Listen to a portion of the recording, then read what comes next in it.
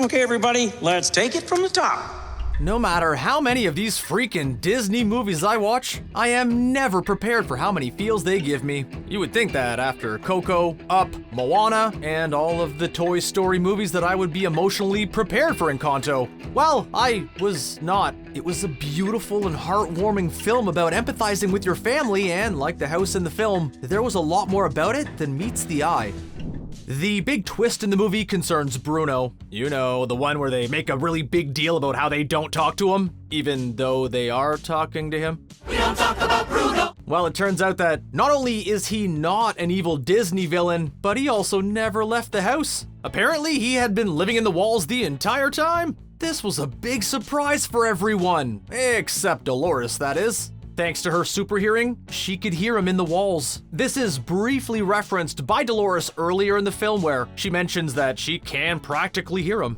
Disney has had quite the hot streak lately when it comes to musicals. While the Frozen films tend to get all the credit, Moana's a movie that has only become more popular since we can all watch it on Disney Plus whenever we want. Well, Encanto might give you one more reason to rewatch it. Lin Manuel Miranda apparently wanted Encanto and Moana to be set in the same universe. Even he is not clear if they are. So, obviously, we all need to rewatch both films to see if there are any references to the other one. And if you spot anything, let us know in the comments. There was a lot of excitement when it was revealed that it would be set in Colombia. It's obvious that a lot of effort went into making the style, music, and food all seem authentic to the country. While there are likely many errors in this regard, there is one that's pretty glaring. Early in the film, Mirabel tells the kids that she's singing with that coffee is not for children. And that's why coffee's for grown-up. It turns out that coffee is a very common drink for kiddos in Colombia. No wonder they seemed pretty angry when she took their coffee away. Stealing my coffee would be unforgivable, even for Mirabel. One of the biggest mysteries that doesn't get answered in the film is why Mirabel doesn't get any powers. She's the only one in the family that did not get a door or any abilities when she came of age. Well, there's already a theory circulating around that she had a power that was hiding in plain sight. Her power could have been the ability to make everyone sing about their inner problems. This would explain why everyone admits insecurities and secrets to her constantly. They just don't notice because, well, no one ever notices the singing in Disney movies. Disney has had a bunch of awesome female protagonists, but have you ever noticed what they all have in common? Cinderella, Minnie, Ariel, Pocahontas, Belle, Anna, Elsa, Rapunzel, Aurora, Tiana, Moana, Jasmine, Vanellope, Meg, and Merida are all lacking one thing. None of them have glasses. Mirabel is the first ever female main character in a Disney movie to not have 20/20 vision. So Mirabel, allow Milo James Thatch from Atlantis to greet you into the exciting club of Disney glasses wearers. Edna Mode, Scrooge McDuck, and Smee will be happy to see ya. That is, if they're wearing their glasses. Lin Manuel Miranda had a great time working on Encanto. While he loved his time on Moana as well, the experience was very different. In Moana, Miranda's music was one of the last things added to the movie, so for the next round, he wanted to see the entire process through. For Encanto, not only did he write the songs, but he worked on the story as well. We were so fortunate to have Lin Manuel involved so early on. Let's go! This adds to his big year of his musical In the Heights getting adapted and his directorial debut in Netflix's Tick Tick Boom. I gotta be honest though, I looked and I listened really closely to Encanto and I did not catch one Hamilton reference. Apparently Lin Manuel Miranda had a lot of influence over the direction of the movie. There's one suggestion that didn't make the cut. Miranda wanted Encanto to be a Disney princess movie. How do I save the magic? While Mirabel is certainly awesome, there's no reference to her ever being a proper princess. Miranda likely wanted Disney to finally have its first Latina Disney princess on the big screen. So far, Elena of Avalor is the only one, so just give her a movie with Miranda doing the music, boom! Problem solved. I absolutely loved the short that came before Encanto, Far From the Tree. The thing I loved the most was its cel-shading animation style that was highly reminiscent of classic pre-21st century Disney animation. For instance, the raccoons in the film very much reminded me of Miko from Pocahontas. Of course, the grim reminder that the animal kingdom is a terrifying and dangerous place reminded me of all the movies that traumatized me, like Bambi and The Fox and the Hound. Yeah, those are two movies that are never getting live-action remakes. Well, I hope. Ratatouille is one of the best Disney movies ever made. So that scene where Bruno was hanging out with all his rat buddies reminded me heavily of how the rats helped a linguine cook. Then I looked closely at Bruno and saw that he looked a lot like Linguini. He had the same lanky frame, awkward mannerisms, and big nose. Bruno is basically the Linguini of the Madrigal family. Just don't let him and his rat buddies in the kitchen. I am still not okay with that, no matter how good the movie was. Without a doubt, the most successful Disney animated franchise is the Frozen franchise. So Encanto just had to throw in a few Frozen references. For instance, Bruno specifically sings Let It Go, which is no accident. There's also the central problem of the film where Mirabel and Isabella have to make up to save the town from destruction. That seems awfully familiar, my friends. Sorcery. I knew there was something dubious going on here. Was anyone else getting hardcore Let It Go vibes from What Else Can I Do? I mean, Isabella was discovering more about her powers, accepting herself for who she is, and made a giant musical number with elemental magic. Sure sounds like Let It Go to me.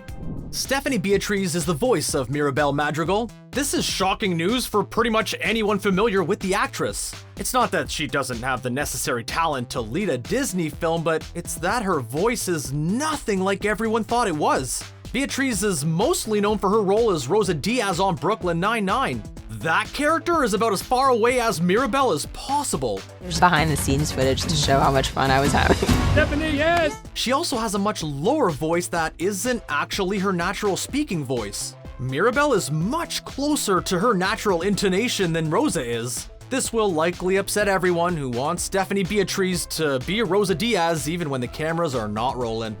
John Leguizamo is back in the voice acting game since he voiced Sid in the, 500 Ice Age movies that he made with Ray Romano and Dennis Leary.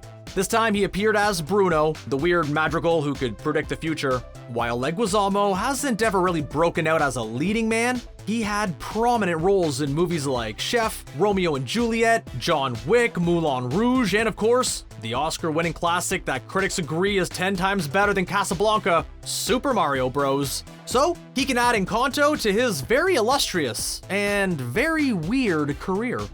Encanto was full of voices that sounded familiar, but I couldn't quite place them. One of the biggest head scratchers for me was the voice of Augustin, Mirabel's father. For the entire movie, I was trying to figure out where I knew his voice from, and well, turns out that it was none other than Wilmer Valderama, otherwise known as Fez from That 70s Show. It makes sense that I couldn't figure it out considering the fact that Augustin doesn't have Fez's distinct voice.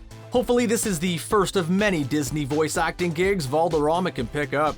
Camilo Madrigal is the one character in the film that I thought we needed a lot more time with. I mean, the movie explicitly states that he doesn't quite know who he is yet, and that's why he's shape-shifting all the time. The only problem is that he never figures it out, unlike pretty much everyone else who has their own song and everything. Well, the casting for Camilo was spot on. Rhenzy Feliz voiced Camilo and also starred in Marvel's ill-fated Runaways TV show as the equally mysterious Alex Wilder.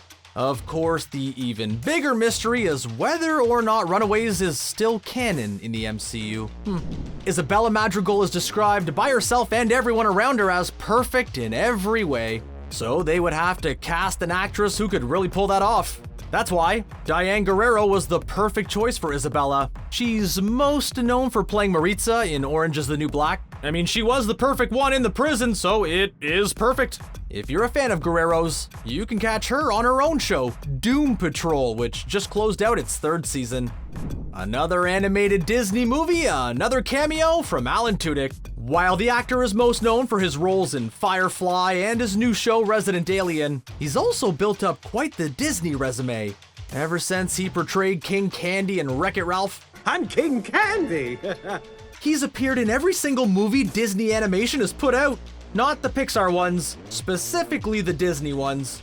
For Encanto, he had a brief cameo as Pico the Toucan.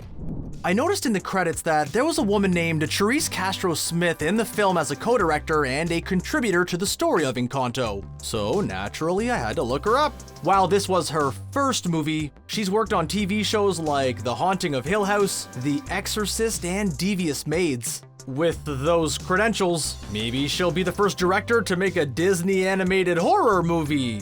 Well, unless you count The Black Cauldron, because it's absolutely terrifying.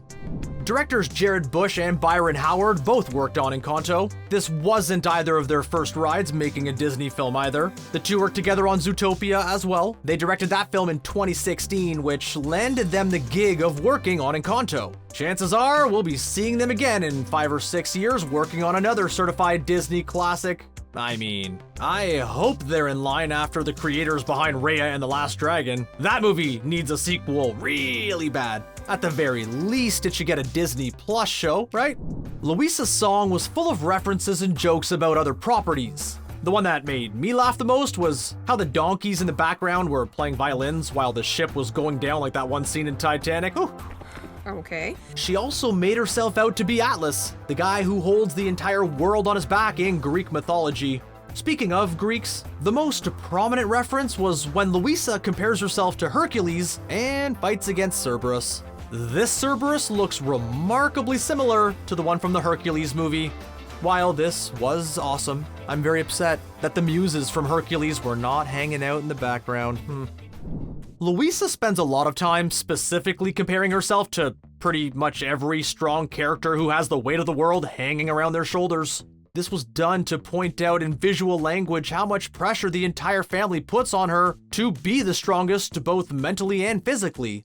One of the characters they made a reference to was Superman. There's a sequence where she holds Mirabel close like she's Lois Lane. This is kind of interesting, considering the fact that Superman is a character owned by Warner Brothers and not Disney. I suppose having her pose like Captain America wouldn't have been quite as good though. There's something I've noticed about 2 of the last Disney animated features that have come out in 2021. Pixar's Luca is a cute film about sea monster boys who want nothing more than to adventure on the surface and get a Vespa. Whenever they have doubts or fears, they call it out by saying "Silenzia Bruno." This is pretty much their catchphrase throughout the movie. Then, in Encanto, Bruno is the brother that they sing an entire song about how everyone in the family and the town hates him. We don't talk about Bruno. We don't talk about Bruno. I don't know what guy named Bruno offended someone at Disney Studios, but they are taking a very interesting form of revenge against him. Luisa is one of the coolest of the Madrigal family. She completely does away with gender roles by appearing as the strongest member of the family. Apparently, this was a lot harder to sell than you think it would be. This was a part of the film where the filmmakers really had to fight to keep it in. She was still going to be strong, just without all the muscles. It's also been said that Luisa has the biggest biceps in Disney. I don't know that I can buy that though. Clearly, her and Hercules need to have an arm wrestle to settle this one. Encanto is a magical example of the magical realism genre. It's loosely characterized as one that uses a realistic view of the world with magical elements. The opening conflict in Encanto is a very real-world issue that's solved with a magical solution. An example of this is how the magic is woven into the real world in Pan's Labyrinth versus the wizarding adventures of Harry Potter.